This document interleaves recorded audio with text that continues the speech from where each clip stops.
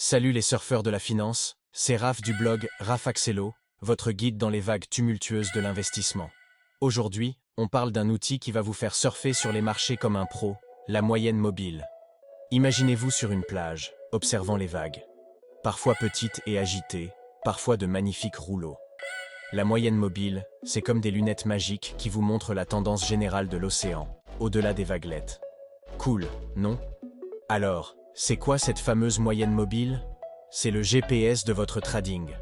Elle vous indique la direction générale du marché en lissant les fluctuations quotidiennes.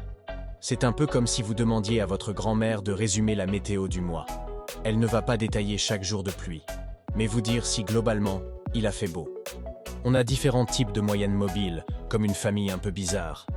La moyenne mobile simple, le cousin sympa et facile à comprendre.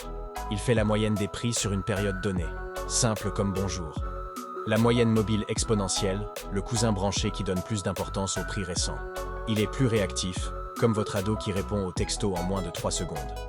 La moyenne mobile pondérée, le cousin perfectionniste qui attribue des poids différents à chaque prix. Un vrai chef d'orchestre des données. Comment utiliser ces outils? Comme un détecteur de tendance. Quand le prix passe au-dessus de la moyenne mobile, c'est comme si le marché vous faisait un clin d'œil pour dire « Eh, ça monte par ici ». A l'inverse, quand le prix passe en dessous, c'est un peu comme si le marché vous tirait la langue en disant « Oups, ça descend ». Et quand deux moyennes mobiles se croisent, c'est la fête.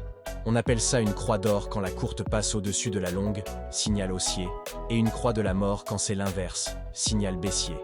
Ça sonne dramatique, mais c'est juste le marché qui fait son show. Attention aux pièges, les moyennes mobiles ne sont pas des boules de cristal.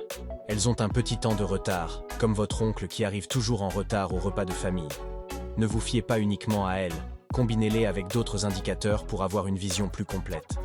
En pratique, vous pouvez utiliser les moyennes mobiles pour identifier la tendance principale d'un actif, repérer les niveaux de support et de résistance, générer des signaux d'achat ou de vente.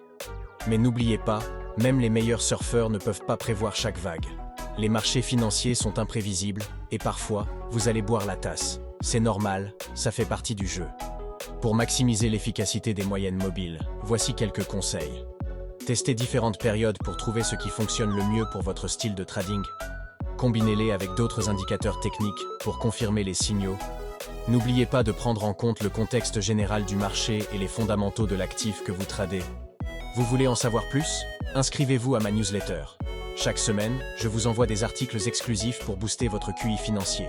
Et en bonus, vous recevrez gratuitement ma toolbox ultime de l'investisseur avec 100 ressources pour réussir. N'oubliez pas d'aller lire l'article complet sur mon blog. Allez, à vos graphiques, et que la force du marché soit avec vous.